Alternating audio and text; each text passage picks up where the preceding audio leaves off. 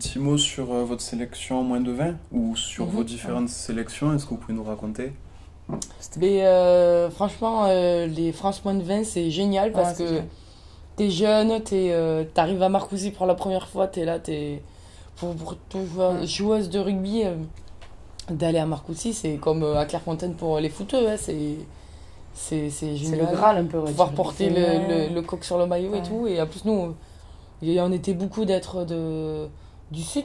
Ouais, il y en avait beaucoup de... Donc bon, pareil, il y avait une super ambiance, et puis après on avait une équipe, c'est que des potes. On était vraiment... On a joué une année à Paris contre l'Angleterre. On gagnait quoi, 51-0 les Anglaises, mais on était au-delà, on était au-dessus du soleil ce match-là, on pouvait faire ce qu'on voulait. Il y a tout qui réussissait, le bon rebond à chaque fois. Ouais, ça c'était génial, les moins de 20, on est parti un petit peu en Angleterre aussi. C'est la première fois où vraiment tu rentres dans la filière un peu du haut niveau, voilà. Tu commences à avoir les entraînements, faire attention, il faut faire ça. Et puis t'as des installations de dingue. Ouais, franchement. Ouais, tu commences vraiment à toucher du doigt ce que t'attends, quoi. Donc c'est top. Et après, chez les adultes, qu'est-ce que vous pouvez nous en dire, nous raconter? Moi, ça a été furtif. J'ai fait la tournée d'automne en 2016, où j'ai joué contre les États-Unis, à Béziers. Et après, j'avais été sélectionnée pour préparer la Coupe du Monde en 2017.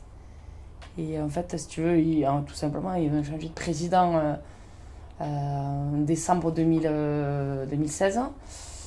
Camou, c'est Laporte qui est passé président de la Fédé. Du coup, il a mis ses têtes où il voulait. On parle les joueuses de rugby féminin?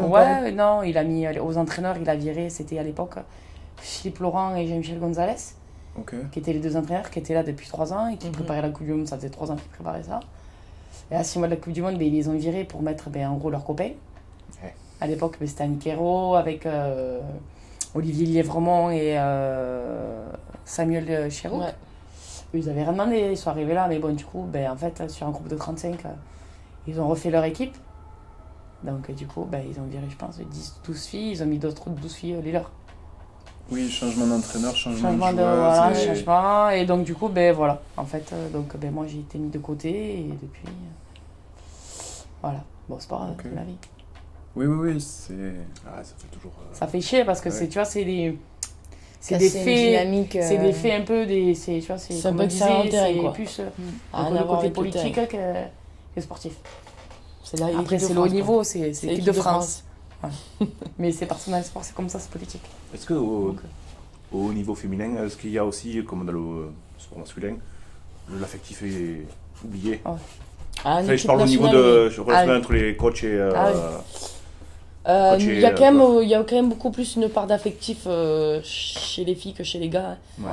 Moi, par exemple, nos coachs à Montpellier, ils viennent d'arriver cette saison, ils n'avaient jamais entraîné de filles avant. Et du coup, on en a discuté un petit peu. Ils m'ont dit que c'est vrai que nous, ce côté affectif, comprendre le pourquoi on fait cette action comme ça, c'est super important pour nous. Alors que chez les gars, tu fais ça, tu joues pas. Ils sont là, oui, d'accord. Alors que nous, on a vraiment besoin de ce côté beaucoup plus affectif que les garçons. Que les décisions elles soient expliquées. Pourquoi qu'elles soient justifiées. Voilà. Tu vois, il y a des trucs, des fois, ça n'a pas été juste.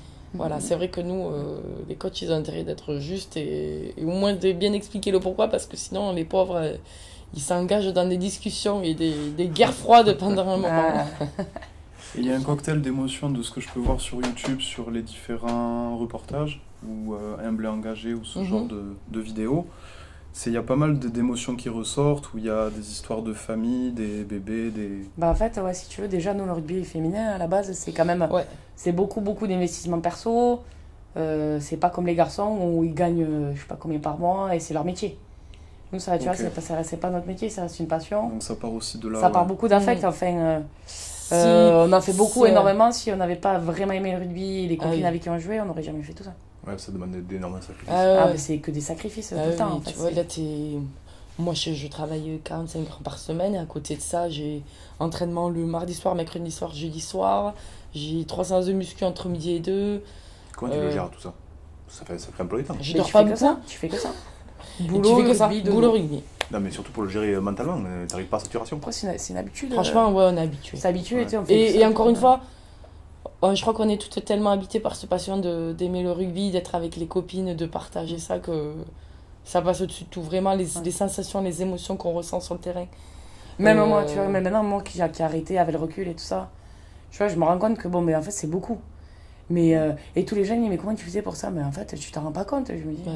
Parce que c'est une habitude, en fait, t'es là, t'y vas, et puis, oui, des fois, t'es éclaté, franchement, t'es éclaté, mais t'y vas, et puis, parce que t'es contente, voilà, comme t'es avec les copines, t'as un chien ensemble, et puis, rien que le week-end, quand tu marques un essai, et que tout le monde se saute dessus, tu gagnes un match, un truc comme ça, ben, en fait, c'est pour ça. Ouais, vraiment, l'émotion que t'as quand tu gagnes, ou que, tu sais, quand les matchs ils sont chauds, là, que tu gagnes, vraiment, ça met une poussée d'adrénaline, c'est vrai que ça booste, ouais. L'effet de synergie, parce que c'est un sport d'équipe. Et oui, voilà, c'est ça.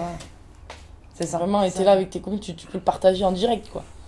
Parce qu'après, voilà, on se voit sur le terrain, mais on est amis à l'extérieur, hein. Nous, nos amis, c'est nos amis du rugby, hein. On en a d'autres, mais la plupart, c'est des personnes qu'on a rencontrées au rugby.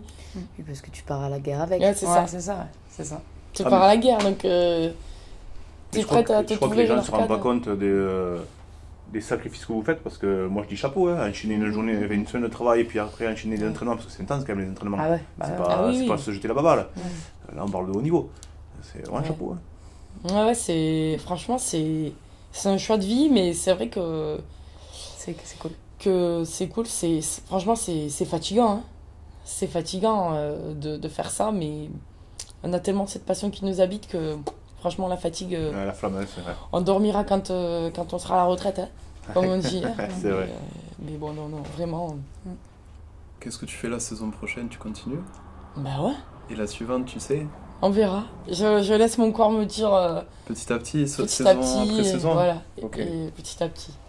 Au niveau des blessures, des commotions, de tout ça, est-ce que vous avez été épargné? Est-ce que vous avez eu des soucis particuliers?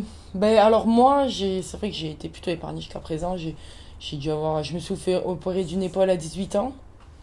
Et après, j'ai fait une commotion, mais encore c'était une petite commotion. Je me suis même pas assommée comme on peut voir là sur les vidéos et tout. Donc j'ai été plutôt épargnée. Après, si, il y a des petits bobos, forcément, des petits pets par-ci par-là qu'on traîne, qu'on ne soigne pas trop parce qu'on veut absolument jouer. Mais rien que des petites blessures musculaires, mais des grosses blessures, non. Ouais. Tu fais quoi comme sport maintenant, Marion? Moi, je vais courir. Oui. Je cours, je vais à la muscu, et voilà. Ok. Le rugby te manque pas? Non. Le rugby me manque pas. Ce qui me manque, c'est des jeux au ballon. Ouais. Vraiment, des jeux au ballon parce que j'aime vraiment ça. Les jeux au ballon et... Avec Milo. C'est ça, Milo? Oui, on avait la mienne aussi. Moi aussi. Non, mais attends, parce qu'elle a la moi aussi, j'en ai un. Moi, c'est le haut level. Hein. Moi, c'est un petit bigle, mais moi, il est taré. Hein. Lui aussi, il a un compte Instagram. Moi, il est fou. Non, il s'appelle comment, lui? Il s'appelle Peps. Mais c'est un petit bigle, il est fou. Ouais. Non, mais le rugby, ça me manque pas du tout. Ça a vraiment été un choix d'arrêter. Et puis, pareil, je me suis fait opérer d'une épaule. J'ai les cervicales. Moi, j'ai les cervicales à 10. Tu vois, cette nuit encore, ça m'a réveillée parce que j'ai les mains engourdies toutes les nuits. Non, il était temps que j'arrête. Mais ce qui me manque, c'est de jouer au ballon. Mais de jouer au ballon, d'être avec les copines, de jouer au ballon. Rien que, tu vois, d'être un peu... de sentir un peu cette adrénaline quand tu joues, que tu marques un essai. Mais après, d'avoir mal, non, ça me manque pas. Tu sais ce qui me manque, parce que j'ai arrêté relativement tôt, c'est pas de jouer au ballon. Ce qui me manque le plus, c'est l'avant-match. C'est les odeurs. La proximité. Tu ne fais pas ça? Si, mais c'est plus moi le ballon. Moi, le ballon, des jeux au ballon. Donc, des fois, je vais jouer tous les jeudis soirs avec quelques anciens aussi du rugby. Ils font des touchés, tu vois, mais pas de contact. Ouais, tranquille. Tranquille, vraiment pour toucher du ballon. Et voilà. Après, tu vois, l'année dernière, j'entraînais encore. Il y a des moments où j'avais envie de rentrer sur le terrain. Et voilà, quoi. Ça démange. Ouais. Est-ce que vous avez des anecdotes? Il y a une joueuse qui avait donné ses chaussettes de match à l'une de vous deux, je sais plus si c'était Marion Morgan. Oui.